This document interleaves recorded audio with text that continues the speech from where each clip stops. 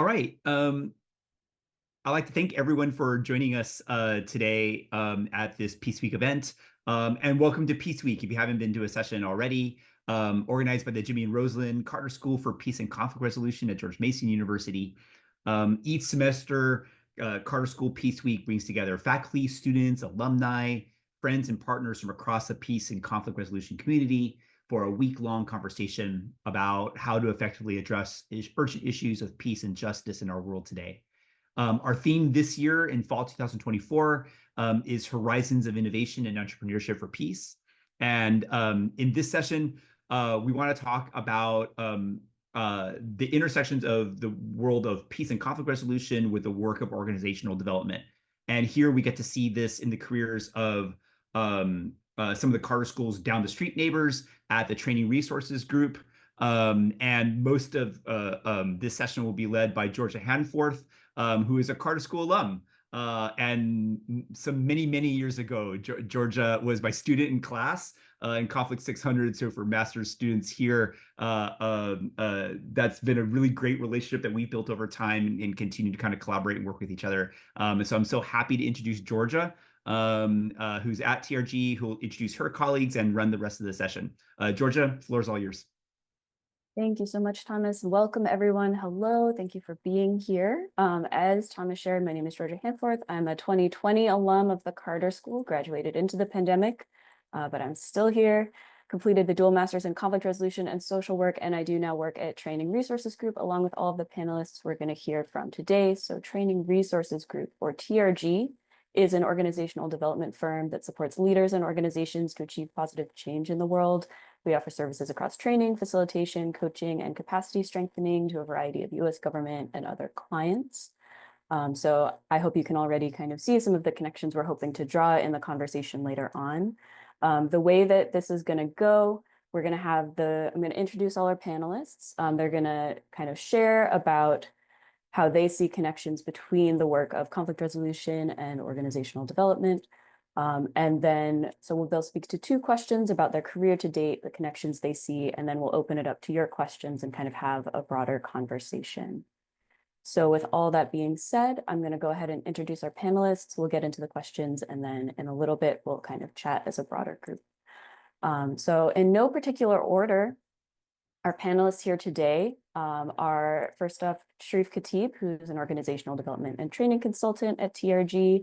Shareef has been formally practicing organizational development since joining TRG about a year ago. Prior to this, he served as a chief of party for several USAID and OTI initiative programs, working with local partners to address conflict, democratic backsliding, terrorism, and build stabilization at a very fast pace. He's lived and worked in Afghanistan, Iraq, Malaysia, Mozambique, Nigeria, South Sudan, Syria, Turkey, and one or two other countries.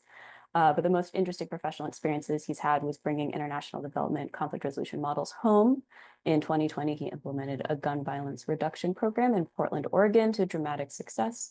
Shareef started his professional career as a biochemist and neuroscientist. It seemed to make sense at the time. Next up, we have Avi De Silva, who is a collaborating, learning, and adapting program management specialist with the USAID ACE project as part of Training Resources Group. Avi has been working with USAID development projects since 2004 in various roles, ranging from project management, business development, and as a technical expert. His academic background focuses on civil society and development in conflict and post-conflict environments, and he specializes in monitoring, evaluation, and strategic planning. Currently, Avi manages a portfolio of training, facilitation, and organizational development activities for USAID Center for Climate Positive Development. Avi, go ahead and wave if you haven't already. Next up, we have Ruth Spire. You can also wave. Ruth began her career teaching high school math at an international school in Port-au-Prince, Haiti. She's been working at the intersection of human development, organizational development, and international development ever since. Her experience includes working with NGOs, including Search for Common Ground and Save the Children, and U.S. government contractors, including a 2-year assignment in Kinshasa with USAID DRC, and she's been with TRG since 2020, also as an organizational development and learning specialist. She completed her master's degree in international affairs at GW's Elliott School with a concentration in conflict resolution. Next up, we have Sharon Niss, who is also an organizational development and training consultant. I'm not sure why that's the job title as an aside, but that is the job title of most of the people that we're going to be talking to from TRG. Sharon describes herself as a career peace builder after an undergraduate degree in justice, peace, and conflict resolution studies from Eastern Mennonite University, nearby neighbor. She worked as a mediator and trainer in conflict transformation for several years in different contexts before returning to school for a master's in international peace studies from the Kroc Institute at Notre Dame. Since then, she has worked in both domestic and international peace building contexts and has been at TRG since December of 2022. And we have one more panelist who will be joining us in a couple minutes, not here to wave at this moment, but you will see is Darren Cambridge, who is also an organizational development and training consultant with Training Resources Group.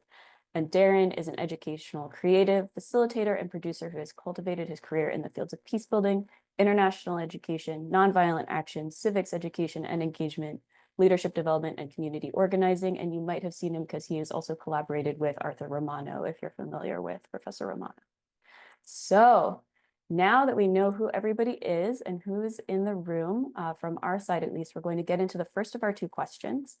First question is, how did you find your way from an interest in conflict work to an interest in organizational development, or vice versa? And the order that we're going to go, because it's the order you're on my screen, we're going to start with Ruth, then Shareef, Sharon, and Avi. So one more time, I'll drop that question in the chat. How did you find your way from an interest in conflict work to an interest in organizational development, or vice versa? And Ruth, you are going first. Thank you, Georgia, and thank you, everybody. It's really great to be here and get a chance to think about some of these things with you and talk about some of these things with you. So I'll just spend a few moments tracing out my career path a little bit for you.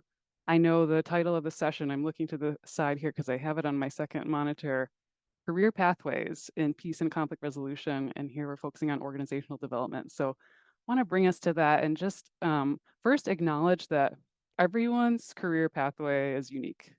And depending on where you are in your journey right now, you may already have a sense of that. But everyone's is unique and everyone's is valuable. Every step you take brings you somewhere, and then you meet someone else or you read something else, and suddenly that brings you to your next step. So for me, as Georgia mentioned in my bio, I started out after undergrad teaching high school math, of all things. At an international school in Haiti. And that's about, well, over 20 years ago now.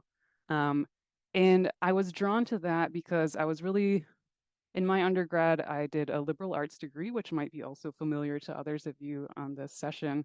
But this idea of being able to kind of engage with and touch on a lot of subjects and really wanting to engage with the world and be able to bring critical thinking, be able to bring problem solving, and ideally be able to somehow make the world a little bit better. So landing there was my first step. And from there, I really took a thread of wanting to bring out the best in people, wanting to help create shared understandings, create breakthroughs in how people relate to themselves and each other. And that really carried me forward. So also mentioned in my bio, I ended up coming to DC to do a master's degree at the GW Elliott School. And as I was browsing, again, that's sort of a liberal arts, sort of a multifaceted, something that could take you in a lot of different directions, field of study. But as I was excitedly browsing the options for what my concentration area could be, I saw conflict resolution. I just thought that, that's the most fascinating thing to be able to engage in and to be able to bring forward in whatever work I do after that. So from there, I'll fast forward a little bit, but I've carried forward a thread of conflict resolution and a thread of learning throughout my career. I've touched on things like institutional learning. I've touched on things like monitoring and evaluation. I've touched on collaborating, learning, and adapting, which is a specific phrase and acronym out of USAID. And all these things kind of came together when I was about 10 years into my career. At that point, I was with Save the Children and suddenly discovered this field of organizational development, which I really didn't know about earlier in my career. And so that was kind of an aha moment for me of thinking, these skill sets that I've been interested in, these things that I've been focusing on that have to do with learning, that have to do with communication, that have to do with bringing people together, that have to do with discovering new ways of connecting, kind of all seem to coalesce under this umbrella of organizational development. So I kind of added that piece to my career journey when I was already a little ways into it. And that brought me eventually to TRG, Training Resources Group, where organizational development is a focus of what we do. So I'll leave it there, just a little bit of a snapshot of my journey before turning it over to some of my other colleagues here. But I hope one of the themes you're already picking up is that you can kind of have a meandering path, but somehow all these things come together and then you discover something new that it all sort of built up to that you didn't necessarily expect at the beginning. So Georgia, back to you. Thanks so much, Ruth. And next up we have Shareef. Thank you, Georgia. Thank you, Ruth. You're a tough act to follow. Ruth, you started out saying that you had focused on your career path. I got the sense that it was cohesive and you sort of had a sense where it was going. You inspire me because mine was not the case at all. I had no idea where my career path was going, and I still don't entirely know. I got my foothold in international development actually through a governance route. I did my first international development experience as a VSO volunteer, which is like the British version of the Peace Corps in Ghana. And I got interested in how governments work or fail. I then worked in UK local government for a little bit. And then an opportunity came up to go to South Sudan to work on a project working with civil society in advance of the referendum on independence. And that started my international development career. And it was less about international development, at least it didn't feel like it at the time. It felt more like project and program management. And that happened to be in a conflict environment. And that seemed to set the tone for me. And that's kind of where I stayed for the next 15 or so years. And I think what I came to see in all of those experiences was that regardless of where we were working, there was always a sense of community resilience, a source of community resilience, no matter how dire the circumstance. And the programs that I worked on was able to assess the system, identify those sources of resilience and build them up. Again, the hard skill behind that felt like it was program and project management. And the second thing which I learned in all of that is that we are only as effective as to support those organizations to do that externally as we are internally.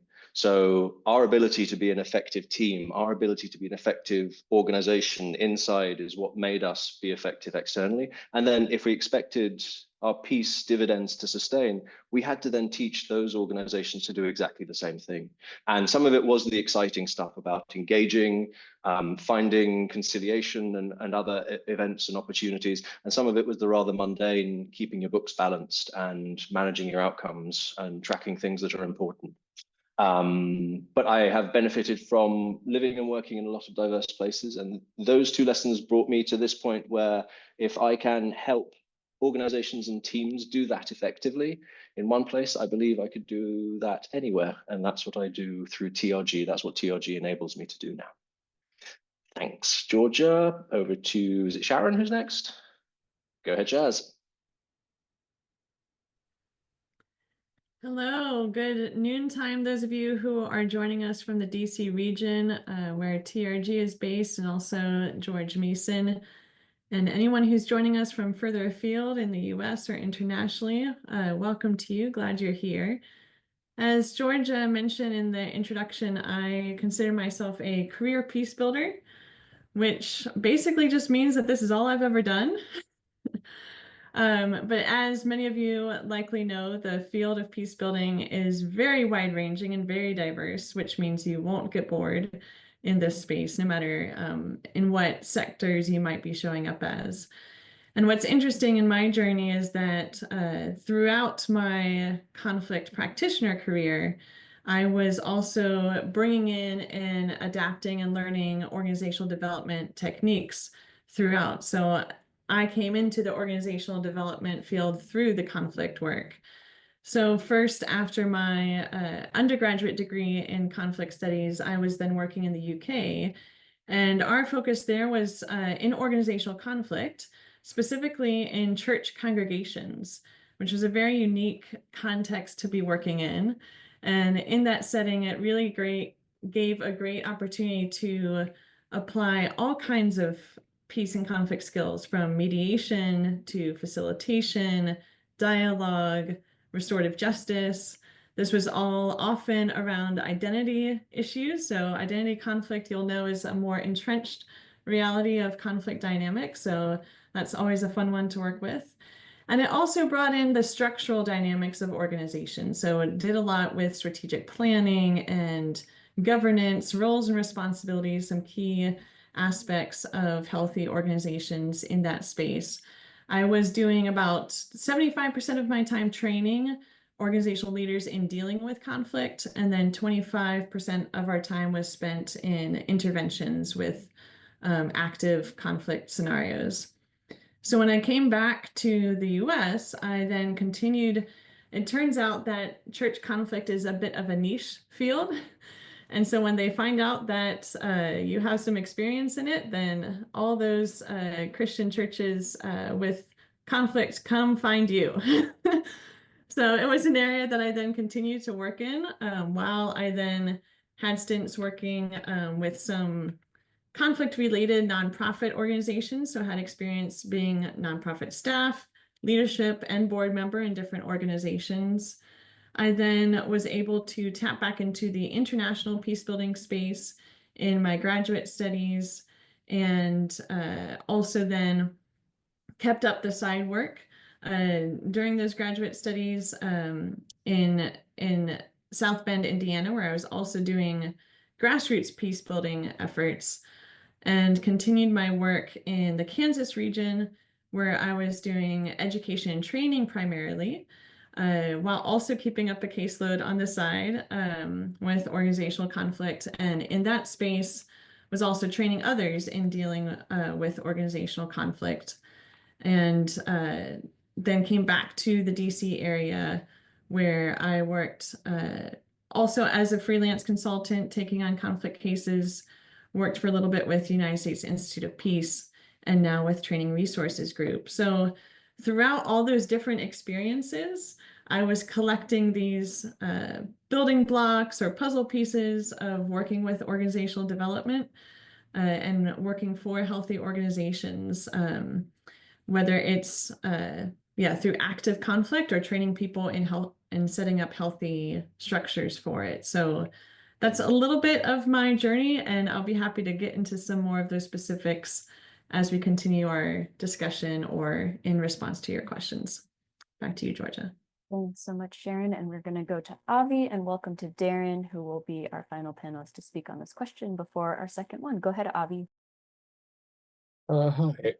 So yeah, my name is Avi de Silva, and my journey to working in organizational development has also been a bit convoluted. And my initial interest in conflict really started, it's quite personal. I grew up in a country that was in conflict. I'm originally from Sri Lanka, and so for me, it was sort of a personal and academic interest. And I went to the American University School of International Service for my undergrad, and then later the University of Melbourne, where I did my master's degree in international politics. During that time, I really focused in on sort of civil society and conflicts work as my academic background and research.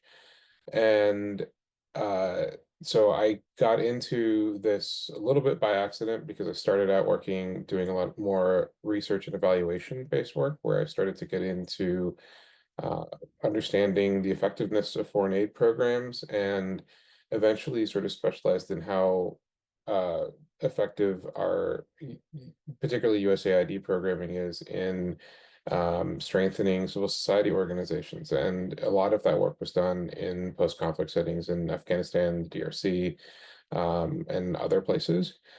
And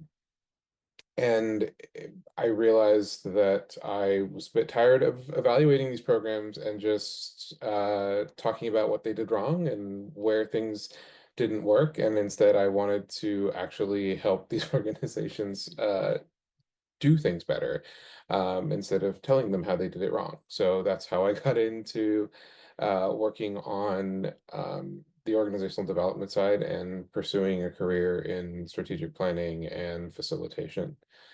I've worked primarily for different USAID implementing partners throughout my career. and have most recently wound up here back in DC after a number of years abroad in South Africa, Egypt, Afghanistan, and the DRC. So that's me. Darren? Hey, everybody. Thanks for inviting me to be part of the panel. Yeah, so a quick look into the journey that kind of got me into the organizational development space. I've always been interested in non-formal education and training ever since I was in high school, when I was, I would say, maybe critical of formal education and how it doesn't necessarily work most effectively or for everybody.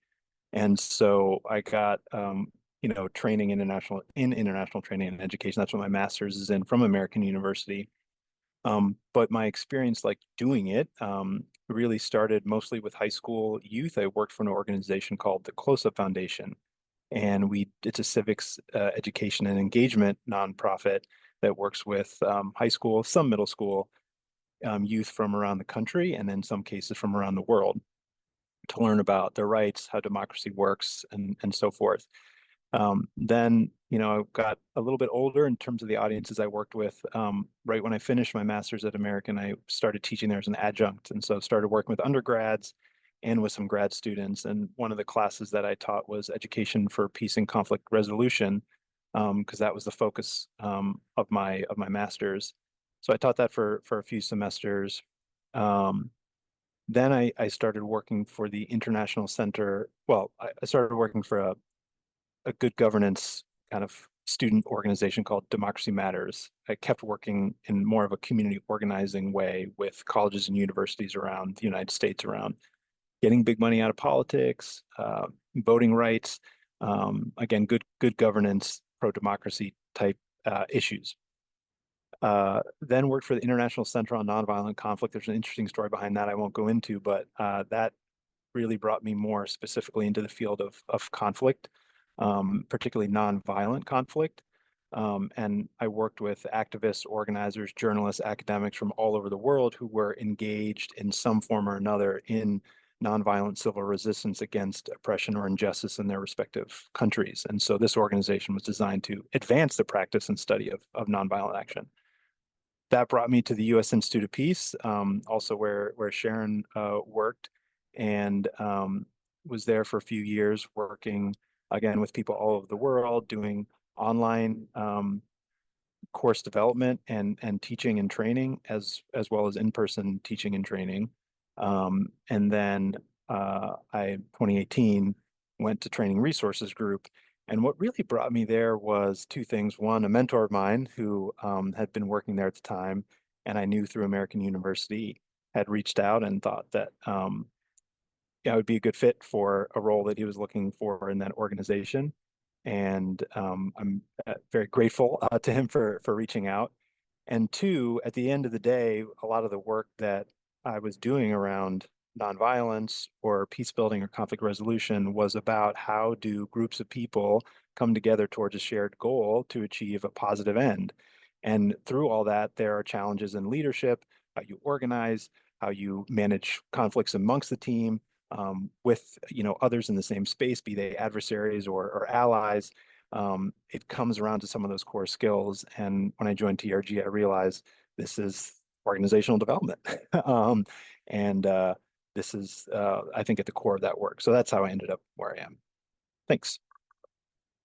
Thanks so much to Darren and to all our panelists. Just to prepare you emotionally, we're going to do reverse order for the next question. And we're going to talk a little bit more about those skills. So reverse order, just so that the panelists can prepare themselves emotionally. We'll go Darren, Avi, Sharon, Shareef, and then Ruth.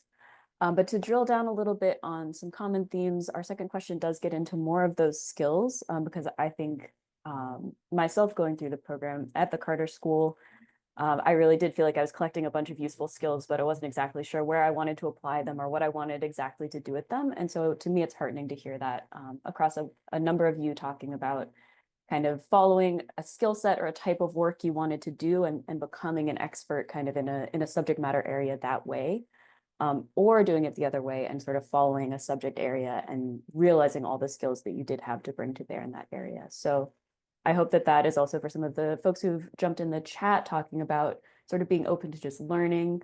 I really felt that was part of my journey as well, and still is when I was a master's student there and also coming to TRG. So the second question to get into that is just how have you seen the value of conflict skills come through in your work with clients? And you can give a couple specific examples. Obviously, we're going to go through this and then we're going to have time to talk as a group here. So folks in the audience, if you're writing down questions, if anything a particular person is saying is of interest to you, feel free to jot those down. You can start putting them in the chat and we will have time to kind of have a broader conversation about some of these overlapping themes and as well as anything specific that you're curious about. But the question, how have you seen the value of conflict skills come through in your work with clients? And Darren, I'm going to kick it right back to you. Cool. Thanks, Georgia. Great question. Yeah, I'll start just with I'll throw out active listening. I think it's a term that we've used a lot, and I'm sure everyone has heard it. But as a organizational development practitioner, as a facilitator, for me, that is the most important critical skill that is also critical to peace building. And the way that the way in which it comes into play is as, let's say, a facilitator, for example. I mean, right now I'm in the World Bank and on my lunch break, and we're doing a retreat. And, part of my role is to really listen to what everybody is saying in whatever conversation has been prompted, to help them draw from it, either an action step, a decision, a sense of what's important to the team. That's the role that we're in. And you have to pay very close attention to not just what people are saying, but also what's behind their words, the body language in the room, the energy in the room. That's all listening as well. And then I also think when it comes to just facilitation in general, some of these active listening skills around like eliciting, paraphrasing, summarizing, reframing, encouraging. I always equate it to if you ever see or played the lottery where they have those like little balls that are like popping around in the thing, and right, and then one like pops up to give you like the first number in the lottery number.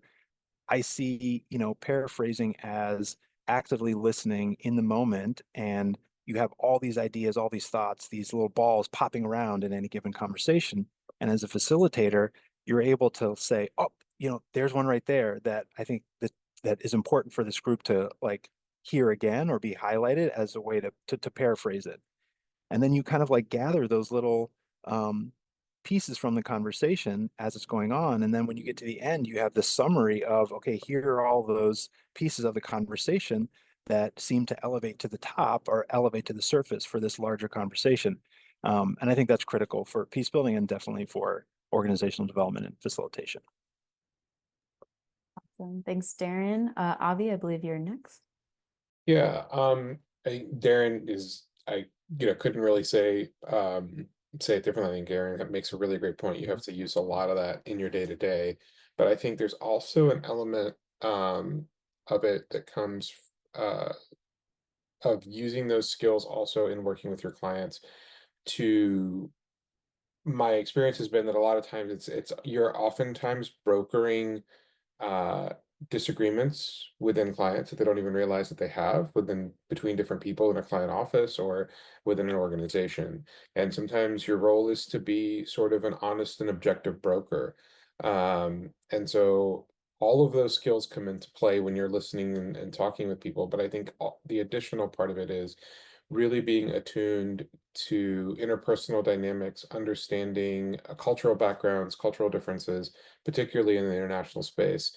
And also just in a country like the US, where it is so diverse and you have people with so many different, not just cultural backgrounds, but socioeconomic backgrounds, religious backgrounds, et cetera. All of those things inform how we interface with the world. And so being able to research that, understand that, and analyze that in a sort of objective and academic way, I think is a really important skill that helps, I think, a great deal in moving people and groups forward together. And then I also think there's an element of it isn't just about as much as it is about your technical skills and conflict management. I think there's also an element that is usually forgotten. A lot of our work is sort of managerial and administrative that helps us support and move the process forward. And that's really something that it's not necessarily thought of as a conflict skill, but a lot of times being able to properly summarize meeting notes, or being able to properly summarize a bunch of documents and send out a report on time, or understand how a budget works and how that's going to influence an organization and what they can do and what they're able to do. These are all also skills that you should focus on just as much as your technical skills when you're working in any field, really. So that would be my additional 2 cents there. Thanks so much, Avi. And as I hope you all are seeing, we have a real array of different talents, interests, abilities, experiences represented here, which I know is also true of the Carter School. So I hope that this is sparking as many ideas for you as it is for me. We're going to turn to Sharon now with this question. Thanks so much. I have a lot of different thoughts in terms of how conflict skills show up in the OD space. And the first one is a fundamental phrase that I go back to all the time. And I believe I used for my interview process in joining TRG, which is that where there are humans, there's conflict. And so I knew that my conflict skills would be useful because obviously organizational development, working with organizations, is all about working with people. So I think Darren and Avi have described that well in terms of how those dynamics show up, how you're always navigating those realities. I think a few additional conflict skills that I think have been really helpful for me in my work. One would be the understanding of power and how it operates, because that is always at play in organizations, regardless of organizational structure, decision-making rules that groups have in play. Being able to recognize, acknowledge, and work with the power that's in the room will be really helpful in helping the group get to their goals. Also, when there's humans, there's also diversity, right? And so a common task in working with organizations, whether it's a strategic planning process, whether it's a retreat for, bringing the team together, there's always diverse perspectives to be able to harmonize and bring together. And so constant use of your conflict skills, both from active listening, as well as just navigating what is that common ground that we're hearing, and how do we acknowledge and welcome disagreement in these spaces so that we can get to the best outcome possible. So anything that's around that inclusive participation is really stemming from those conflict skills as well. I'll also say that many of you are probably aware that in a lot of our organizations in the US context, there's been a heightened focus in being able to build diverse, equitable, inclusive cultures in those organizations. And unfortunately, that is often a major shift for organizations. They're wanting to shift and change their culture to be more inclusive, to be more equitable, to be a place where people can find belonging. And so that ultimately requires a lot of change management skills and conflict, especially when we're talking about racism, when we're talking about different identity politics, challenges in navigating power structures in organizations to be able to make them more equitable and more inclusive. I posit that the actual combination of skills that's needed is organizational development and conflict, because both are key ingredients in being able to manage that change process well. So that's a very direct approach to it. And then maybe lastly, what comes to mind when I was initially doing this organizational development work in the congregational context, and as I applied it then to local peacebuilding context, both when I was working internationally as well as in the US, I developed the theory and idea that really at the root of all peacebuilding efforts is the formation and sustainability of healthy and resilient communities. And that's an integration of awarenesses around trauma, but it's also a very widespread integration and intersectionality of what different needs are present within communities to allow them to be healthy and resilient. And that same framework is one that I use with organizations. So thinking of organizations as a whole system to be worked with, and not just the presenting issue, recognizing that there's lots of different contributions to what has made the organization who it is today, and lots of different pathways for how it can find its way to the organization it wants to be in the future. So all of those have stemmed from my conflict background and try to use them as appropriate. So those are the things that come to mind.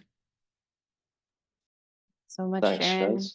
Yeah, and I think I'm next, yeah, Rob. It's more fun to go at the end of speaking because I Me. Yeah, more fun to go at the end because I can follow off what people said because they're so inspiring. I'm being inspired by my colleagues. I'm going to +1 Darren's active listening, +1 Avi's difference between small conflict and big conflict, intercultural competence, translation, interpretation, and Sharon, yes, to the power dynamics and change management. Wonderful things that I think are essential, have been essential for me in making that transition between the two. I'm going to build off something Sharon has just said, because this is the key one for me, which is the systems analysis and the systems thinking. Understanding that there may be a manifestation in one way, but how and why it manifests has rather deep roots that are interconnected to a lot of other parts of the system. And I find that's something that most of the people I'm working with in TRG do somewhat inherently, and that's a good space to be in. I think that feels like a necessary and required skill for all of us. I think as part of that as well, as Sharon was speaking this, I thought of this as well. When we see resistance as part of that system, when we see objection, when we see things manifesting as conflict, in OD terms, that's actually very valuable information. Most people don't dig their heels in for no reason whatsoever, or most people don't create a conflict for no reason whatsoever. That resistance is an important sign that there is a voice, there is a perspective which we have not captured in our change initiative or in our organizational initiatives. And so then bringing the skills that we learn in conflict resolution to the OD space, ensuring that power is equalized, voices can be heard, points can be captured on an equal basis, and that is taken into account as we proceed with the initiative we're trying to make, whether it's a change initiative or something different. From personal experience, I kicked off with this when I spoke. The project and program management, this is also, as Avi mentioned, knowing when your deadlines are, knowing what to track your deliverables, knowing how to monitor a budget, make a budget, monitor a budget, know what you can squeeze out of a budget discreetly if and when you need to. Those are all essential skills that I've found important carrying over. I'll do two more things. Self-awareness, grounding in one's own ability and making that your unique value offer. So as others have pointed out, there's a lot of differences in this panel, and that's good. That's what we need as an organizational development team, because I know Sharon or Darren is going to pick up a perspective that I don't, and we choose quite carefully who works with the organizational clients that we have, based on personality, based on delivery, based on how it will go. But ultimately, we get the best value when we have a combination of people seeing those things. I tend to pull on a scientific approach as well, and this is not so much from conflict work in OD, but this is from my background in the basic sciences, having a hypothesis of what I think might be the issue or the solution, and then getting information from the people I'm working with, from the clients we're working with, to see if that's supported. And if it's not, then we change and adapt. And what I did get from my time working in international development, particularly in conflict, because that approach was based on adaptive thinking and design. Again, start with a hypothesis, test it out. If it doesn't work, back out and try to adjust it. But in trying to work for peace and work for compromise on a very short time, I'm somewhat Machiavellian in my approach in finding an opportunity and then exploiting it. And to do that for the right reasons, to push for solutions, to push for ways to help people resolve their conflicts within organizations and help them proceed towards their goal, I think is a very useful skill. Thanks. I'm going to hand over, I think, to Ruth. Yes, indeed. And getting to go last doesn't seem quite as much of an honor now that so much has been said. I mean, I can plus one just about everything, but I would like to try to add a little bit too. So I've been jotting down some notes as my colleagues have been speaking, and just want to pull out some threads and maybe add a little bit as well. So back to Darren's point about active listening, when I think about my training in conflict resolution and peace building, I really focused on that during my grad studies. And not only was I taking academic courses, but I was also interning with Search for Common Ground that whole time. And some of you may have come across that organization, but it's an organization specifically focused on conflict transformation. And a comment I made earlier when I was talking about some of the threads that I could discern in my career journey, and Shareef followed on by saying, you know, I'm lucky I had those threads. I wanted to add the threads often come into focus in hindsight. Um, and so as I look back at my time at Search for Common Ground, I wasn't really thinking of this at the time. I was there because I was so excited about conflict resolution and I was focusing on that in my studies. And I didn't even know this organization existed until I moved to DC and I went to this career panel through the Elliott School, helping us get in touch with different local organizations that we could maybe intern with. And my jaw hit the floor and I was like, what? There's Search for Common Ground. This is amazing. Look at what this organization is doing.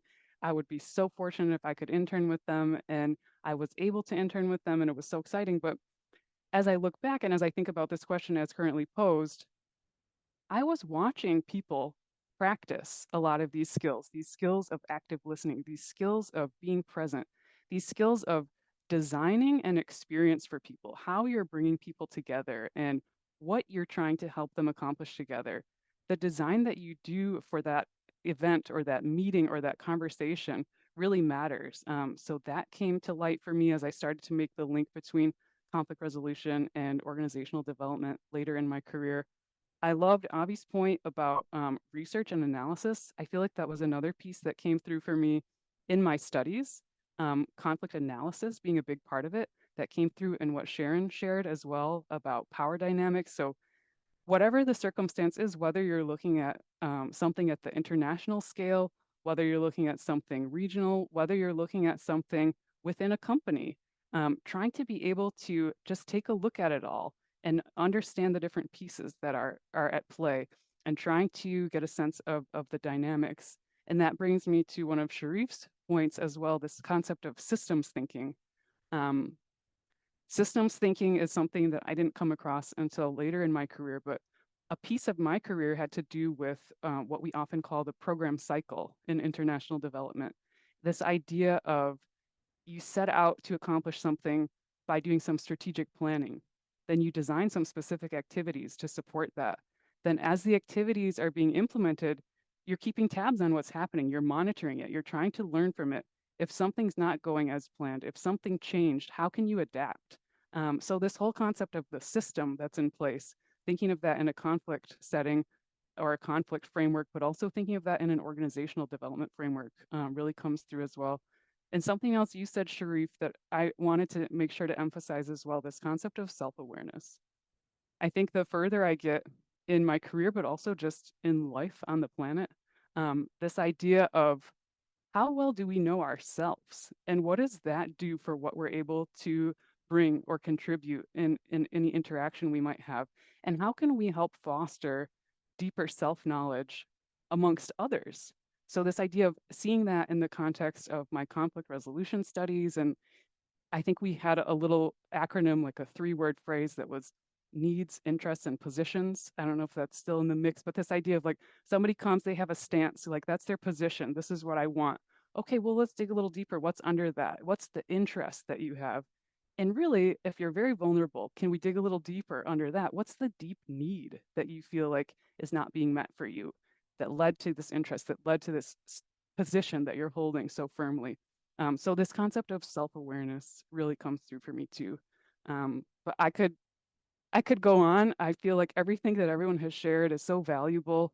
But I think the linkage between what you're thinking about and what you're learning about as you specifically explore conflict analysis, conflict resolution, conflict transformation, peace building, is very relevant in organizational development as well.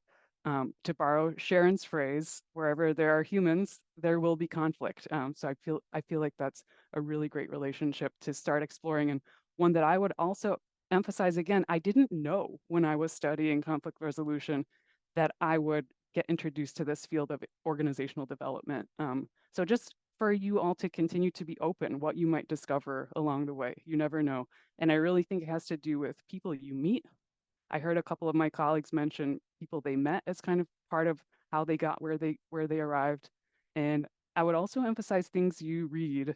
Um, I remember reading Leading Change by John Cotter and being like, whoa, okay, light bulbs going off. What is this all about? How does this link to some other stuff? I remember reading Difficult Conversations in my grad program, which is from the Harvard Negotiation Project. And we did that because we were studying conflict resolution, but how applicable that has been as I've continued into the field of organizational development. And one more I'll name before I hand it back to Georgia. More recently, I read the book, The Art of Gathering by Priya Parker, and how that, like, she came from a background in conflict resolution as well. And she's gone on to be a highly successful facilitator and working with organizations, working with individuals, working with teams. So kind of seeing somebody else sum up things that I had been learning from my experience and just put it together so concisely in that resource kind of spurred me on to some of the next things I did in organizing conferences and gatherings and things like that. So I'll stop there and hand it back to Georgia. Thanks. Thank you so much. Thank you, Ruth, and all of the panelists. It's slightly terrifying, but very exciting to be riding herd on a panel of facilitators, because you're already all making all these connections. You're listening to each other. You're doing this in real time, which is exciting to see. And, but it means we all have to rise to that level. So we do have a question in the chat, and I would like to, I'm going to read it, and I'm going to add a little bit based on what I was also hearing, and then I'll give it to you. Oh, thank you, Shareef. For the panel, from Daniel Lonin, I hope I didn't mess up your name. Following up on Ruth's comment on hindsight, is there any training or coursework that you would have wished you had focused further on in your studies to better prepare for where you are now? So that's clearly very, very relevant for our students. I will also slightly expand it to talk about this theme of sort of inspiration that I've kind of heard popping up, and Ruth was really speaking to. You can be inspired by colleagues that you're seeing, the connections that you're making. You can be inspired by books, you can be inspired by coursework, or even the work that you're doing and the people that you're kind of interacting with. So on that theme of sort of inspiration and self-awareness, how do you know when it's time to say yes to something, when it's time to kind of follow it further and go down that track? And also, if you have insight on this, like, how do you know, I think the flip side of that is, how do you know when it's time to say, I'm ready for something new, I'm ready to push myself in a new way and maybe make it change? So I think if you can begin your comments with any training or coursework that you would recommend people focus on right now, but then we can wax a little philosophical about, how have you cultivated that self-awareness to say, yes, this is something I feel prepared and I want to do. And also, now it's time to make a change and make a shift, because it sounds like all of you have really done that throughout your careers as well. It's changed and shifted and moved in different ways.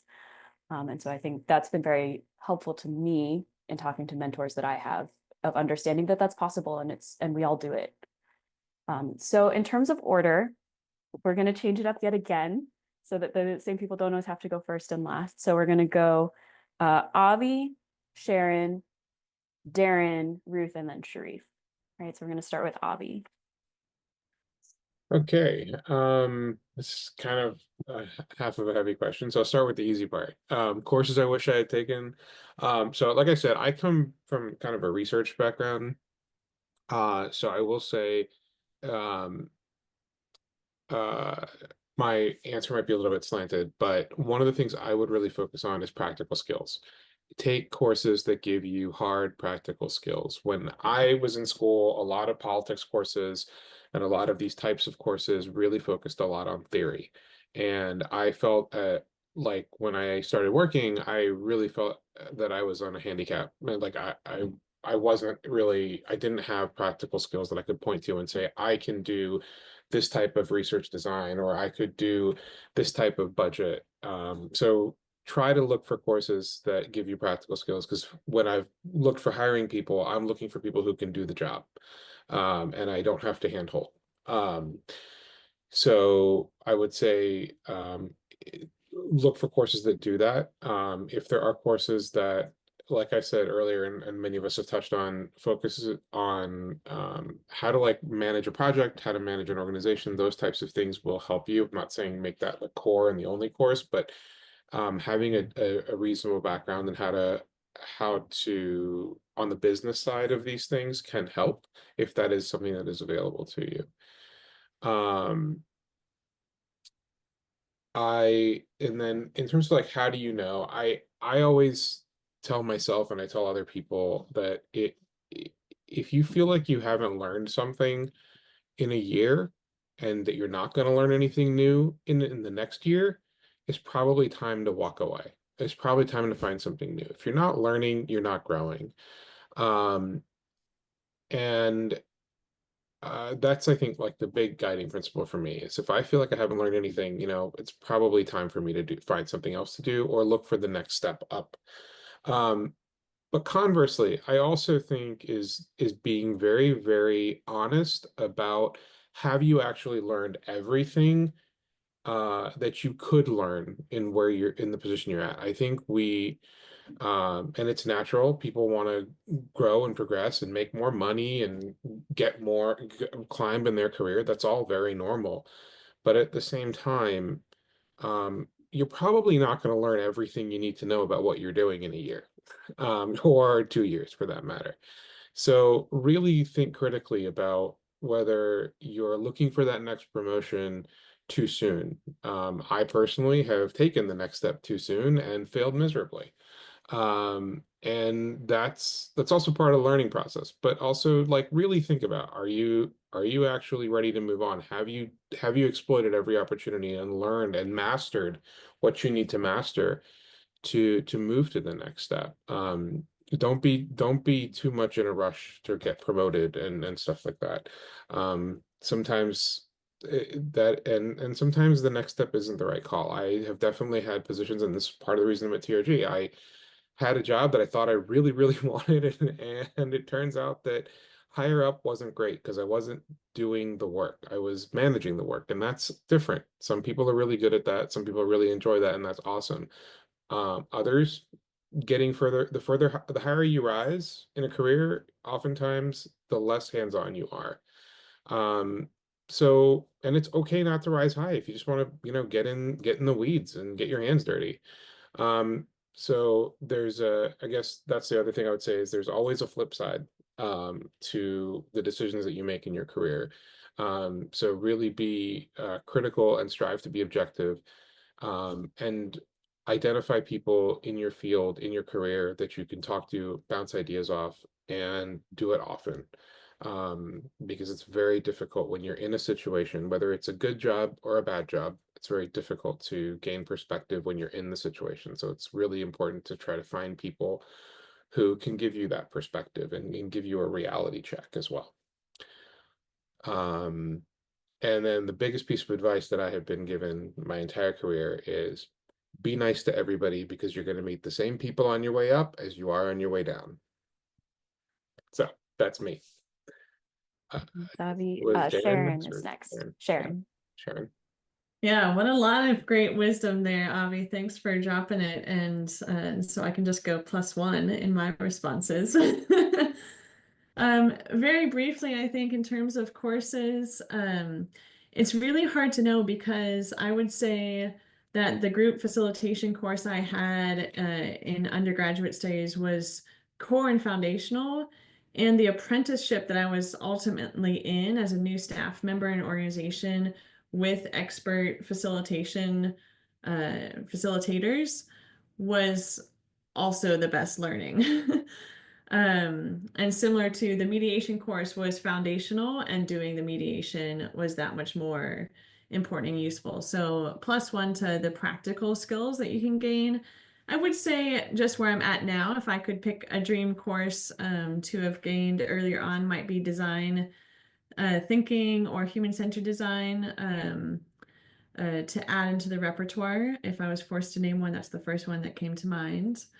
And along those lines, with design thinking, one of the people who inspire me greatly, and I would love to give a shout out to, is Adrienne Marie Brown, who has done some tremendous work around emergent strategy and different ways of thinking about systems, change, and processes.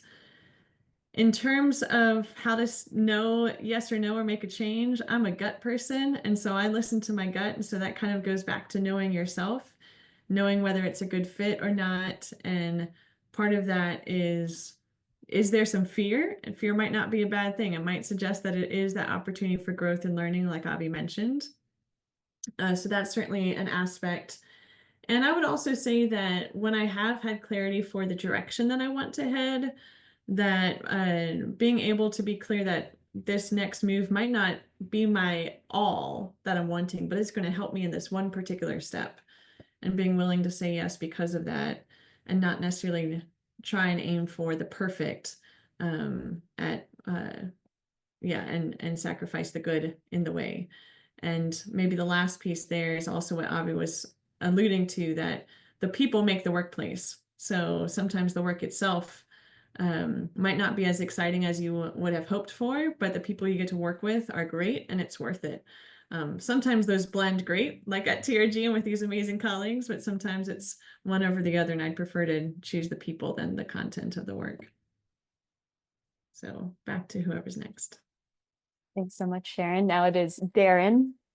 Yeah. For the first question, I would say courses on like neuroscience and psychology. I wish I'd had more of a background, and I find myself now recently just doing my own learning on that online, and it's so critical to the work that we do. And there's so much fascinating stuff that's happening around like neuroplasticity and its effects on conflict and how we view ourselves and all that kind of stuff. So I would say I wish if I could do it all over again, I'd take more courses in neuroscience.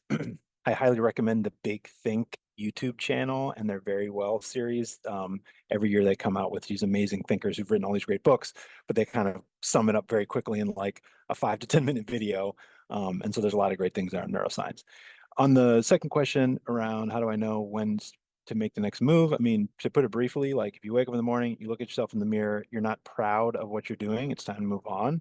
I definitely plus one what Sharon said around, I really feel it's all about the people. If you are surrounded by good colleagues, good supervisors who support you and encourage you to grow, I don't want to say it doesn't matter what you're doing. I mean, we're here to create positive change, right? But I think it's definitely much the people. So if you feel like, okay, this work and the title I have is interesting, but the people that I'm around like ain't doing it for me, it's time to go. And then I think the last thing I'll say around that is, I've been doing a little work around like this idea of like manifesting and like value tagging, visualizing. And I think in my career, without even knowing it, I've kind of been doing that. Like I've painted a picture of like, this is the kind of work I want to be doing. I'm doing exactly what I set out I wanted to do 20 years ago. And I think when you are constantly having that vision in your head around like, this is the work I want to be doing with the kind of people I want to be doing it with towards these, to have this type of impact, you automatically start seeing those opportunities that you might not have been before. Doors are opening and you recognize that they're opening and you walk towards them. Conversations that you have with people, you notice certain things that you wouldn't notice otherwise if you didn't have that like vision for what you wanted to do. So I think it's important to know, particularly at this point in your career, you're starting out, of like, visualize, yourself in 3 years, 5 years, 10 years. I want to be doing this. I see myself in this part of the world, working with these type of people, talking about these things, like learning these types of things.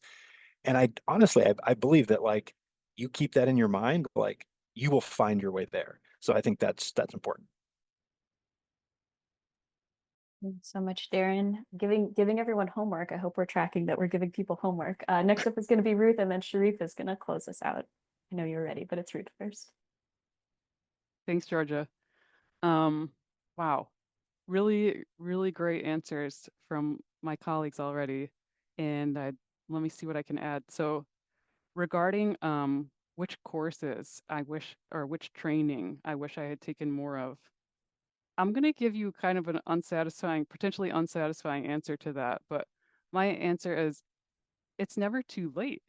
So I find myself not knowing what I didn't know until later, and that just inspires me to keep learning.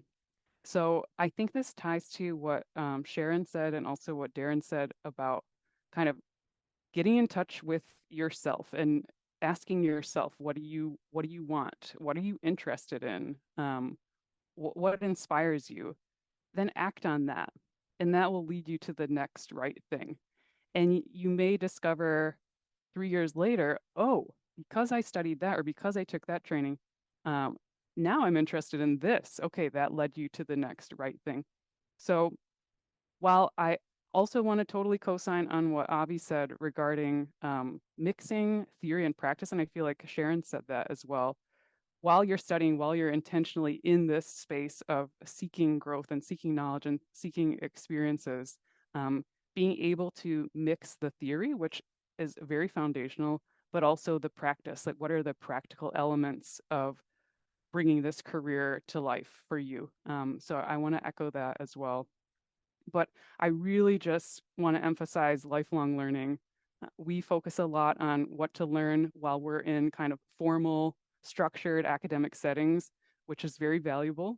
But you can always keep learning your whole life, whether that's something like Darren proposed, a certain YouTube channel or podcast that you make sure to follow up on regularly, or whether that's enrolling for a particular course, a formal course, a certification program, whatever the case may be. So 2 thumbs up for lifelong learning. And then the piece about when do you know how to say yes to, or what, to follow your inspiration, when do you know when it's time for something new? I agree with Sharon on that. Like, it's not easy to know to know how to listen to your gut, but with practice, you'll get there. And so this idea of really just checking in with yourself and trying to understand, what is it that you want? As Darren said as well, often when you know what you want, you'll get it because you've had that moment of clarity of figuring out, and the door will open in some way, or you'll meet someone in some way. So I think the work of discerning and determining what it is that you want is the key. And I really liked the point. I think it was Sharon who said it about listening to your fears as well, and not trying to just push them aside, but being able to sit with them and say, "Hello, fear. What is this about? What am I afraid of? What does that mean? What action can I take because of that? Or what additional processing might I need to do right now that'll help unblock something for me going forward?" So I also don't think there's ever a wrong answer. There's too many options in life. We simply can't do all of them. Whatever you do will be the thing that you do for that period of time, and then the next thing will follow, often based on something that you uncovered or discovered during what you chose to do. So just seeing it as a continuous process. And I liked what Sharon said as well about the good versus the perfect, this idea of what is the next right thing, as opposed to what is the end all be all forever. Now I checked the box, now it's over. So having that sort of continuous exploration mindset too, I think can also be helpful. And Georgia, or right over to Shareef, maybe? I can pick it up from here. Thanks, Ruth. Again, really fun going at the end. I can just say yes to everything everyone's already said. I'll take the question at face value, the first one. When I started doing OD properly, specifically training and facilitation with TRG, I had to acknowledge I did not know anything about adult learning. Like I'd been like a TA in grad school. I'd even taught high school, like secondary school. That was my first international gig. But adult learning's a very different game. So that was one specific skill I needed to come to terms with quite quickly. The other one, lifelong. I cannot draw worth anything. And in a trade, like in a, I'm in a session, like I want to make like a flip chart, like some animations, make it a bit bright. I just don't have that design thinking. So being able to draw, and also like Sharon said, having like design thinking, human-centered design, what innovates people, what stimulates people, what draws them on. But I'm going to echo Ruth's much more mature answer to that, which is having a learning and growth mindset and really embracing that on a fundamental level. Because I find that the fields, I mean, the conflict resolution work I was doing overseas and the organizational development work I'm doing here with TRG, it touches on so many different fields, so many different things. You can pull in so much. I don't think it's humanly possible to pull in everything that we draw on. I think it's more about knowing what we are good at, what we embrace, and then pulling on those things in a bit more detail. So Darren's point about neuroscience, I've actually dug out my old neuroscience books from grad school and referenced them a couple of times, and like I think in TRG, I think I'm the neuroscience guy, which is a nice reputation to have. The more personal journey to that, which I'm finding when I'm in these sessions and events, I'm kind of kicking myself saying, oh, I wish I had paid more attention at the time. I wish I had learned this better at the time so I can use it now. But like Ruth said, it's a lifelong journey. So I can dig up the textbooks, I can learn new skills, I can watch new YouTube videos, I can read new books. And I'll move on to the next question, which is how to say yes to things or moving off. I find whenever I feel like I'm having to amputate or occlude a part of myself, a part of my character, a part of my skill set, I'm in the wrong place. Well said to well following from Darren. Take care, Darren. See you. As Darren mentioned, like being in a role where we get to do everything we want to do is a wonderful place to be. So this feels like the right place in a lot of reasons. I think part of that, as well as sensibly saying no to some things, there are some opportunities which may come up if we are so lucky that may offer more money, that may offer more providence. And Avi offered a number of warnings about those. It's taken me a long time to learn that money does not equal happiness. So there are some high-paying jobs out there which I know will make me miserable. That doesn't mean they're better jobs than the one I'm currently in. I think that's all I want to say about that. Back to you, Georgia. I have one last thing to add based on what Shareef said. Please learn to design a PowerPoint deck that's visually engaging. It's kind of an inside joke, but it's like one of the things that we spend an inordinate amount of time on is correcting people's really bad slides. And you will use those, unfortunately, forever. At least until we move into the metaverse and we all interact as avatars without feet. Thank you so much, everyone. I'm looking at the time and I'm seeing it is 1:07. I believe the session goes to 1:20, and some of you might be going to the session after. So we do have time if someone wants to go ahead and pop up a hand, and I will invite you to unmute, or if you want to drop a question in the chat for final thoughts from our panel here. But otherwise, I think I might just ask them for final thoughts, or if anyone has a question for your colleagues, you want to ask somebody something. We have a couple minutes, but we can also give people a couple minutes back out of their day.